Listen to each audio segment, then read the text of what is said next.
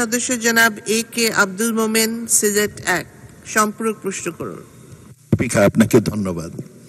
২ বছর আগে সিলেট জেলায় আমার এলাকায় ভয়াবহ বন্যা হয়। ৭৫ বছরের মধ্যে শ্রেষ্ঠ বন্যা হয়েছে বলে লোকরা বলেছেন। তখন মাননীয় প্রধানমন্ত্রী সেখানে সফর করেন। আমি আমাদের মাননীয় পানি সম্পদ প্রতিমন্ত্রীকে ধন্যবাদ দেই। তিনি সাথে সাথে অত্র এলাকায়, সিলেট এলাকায় একাধিক নদীর খননের কাজ ৫০ বছরে এই প্রথম সিলেট এলাকায় নদী খননের কাজ শুরু করেন। কিন্তু হঠাৎ করে মাত্র ১৫ কিলোমিটার নদী খনন হওয়ার পরে আপনার কাজটা বন্ধ হয়ে আছে।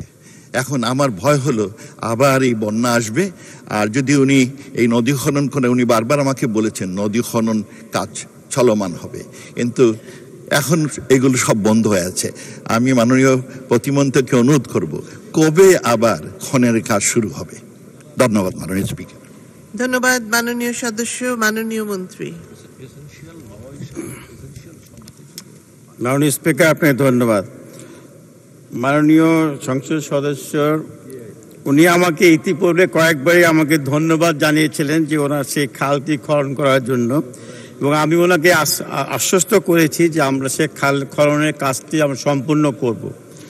আপনারা জানেন যে বাংলাদেশ পুরো পৃথিবী অর্থনৈতিক মন্দার ভিতরে পড়েছে। আমরা কিন্তু তারপরেও মাননীয় প্রধানমন্ত্রী জননেত্রী শেখ হাসিনার নেতৃত্বে আমরা কিন্তু বাংলাদেশ পানি সম্পদ মন্ত্রণালয়ের কার্যক্রম কিন্তু আমাদের বন্ধ নাই। আমরা প্রতিদিনই আমরা কাজ করে যাচ্ছি। প্রায়শই আমাদের বিভিন্ন প্রকল্প আমরা পরিকল্পনা মন্ত্রণালয় থেকে আমরা পাশ করিয়ে নিচ্ছি এবং আমরা কাজ করে যাচ্ছি।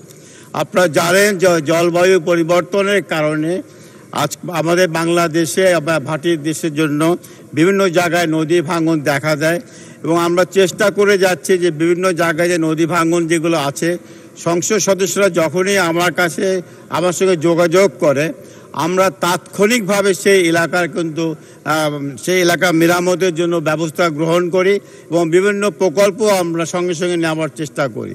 বেশি টাকার প্রকল্প হলে পরে ১০০ কোটি টাকার উপরে হলে পরে সেটাকে ফিজিবিলিটি স্টাডি করতে হয়, যেটা একটা নির্দেশনা আছে।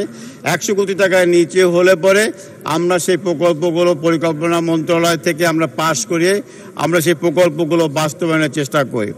আমি মাননীয় সংসদ সদস্যকে আমি আশ্বস্ত করতে চাই, আমি এই বিষয়টি আমি আগামীকালই আমি অফিসে যে দেখে কেন এটা কাজটা আমরা শুরু করতে আবার পারছি না, আমরা এটা দেখে আমি এটা সিদ্ধান্ত নিয়ে ওনাকে আমি ব্যক্তিগতভাবে জানিয়ে দেবো। ধন্যবাদ মাননীয় স্পিকার।